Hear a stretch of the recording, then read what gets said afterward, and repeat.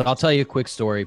I know someone, I'm not going to name the name, but she is extremely dedicated to her company, was great at her job. The company was saying, hey, this is a family, this, that, and the other. She was taking calls like a week after giving birth, like on maternity leave. And everyone was like, get off, like go go relax. And then I talked to her one day, the next day, she was part of a massive layoff. This happened like a month ago. And they laid off 25% of the company. And so the reason I bring that story up is side hustle for me, at the very minimum, it is career insurance, right? It's career insurance. It can be certainly financially. It can be for building your network, building your skill set, so that if the worst thing happens, there's a lot of upside that can happen too, which we can talk about. That's more fun to talk about.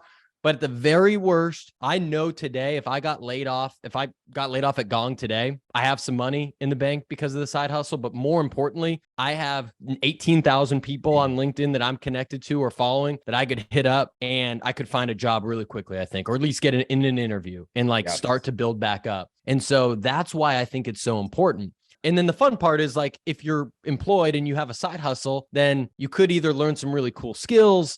You could really follow your passion. You could make some good money. I know people making six figures on a side hustle and are, as a full-time sales rep or sales manager, right? So that's pretty sweet. So there's a lot of upside. And so when I think about the side hustle, they're kind of like three buckets I put them in. One is you trade time for money, right? So maybe you just need money and you're going to go drive for DoorDash or Uber or something like that. Or you're going to nanny a family for 5 hours a week. And that's cool. That's just some money in your pocket, but it doesn't have a compound effect. The second thing that you can do is maybe you want to start a business that's unrelated to what you do. You're a sales rep, but you really love kombucha. So you start a kombucha shop and you go to farmers markets on Sundays. Also cool. Could be your passion, and that could turn into a real business. But they don't necessarily complement what you're doing for your full time. But that's cool. That could work. What I've always done is the third bucket, which is very complementary to what my job's always been, sales. And so my side hustles have been having a sales podcast, having a sales blog, doing sales training. I launched this cohort with our mutual friend, Anthony, actually a couple of days ago at this point. And so that compounds because as I'm a seller, I've interviewed 300 amazing sales leaders about what has made them successful. So I'm becoming better at my day job while working on my side hustle. And so that's adding into my brand, that's adding into my network, that's adding into these skills are kind of stacking on top of each other.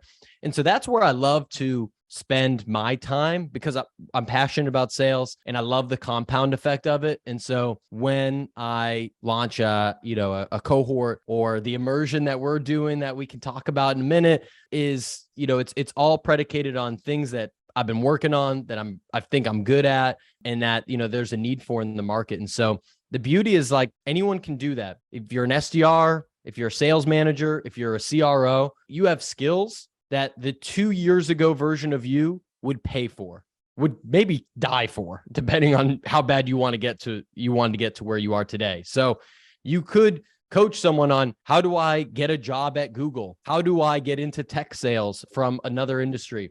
How do I become a CRO at a startup? All these things that you do, you take for granted that you have these skill sets. There's hundreds, maybe thousands of people willing to pay for your knowledge. And so that's why I'm so passionate about the side hustle.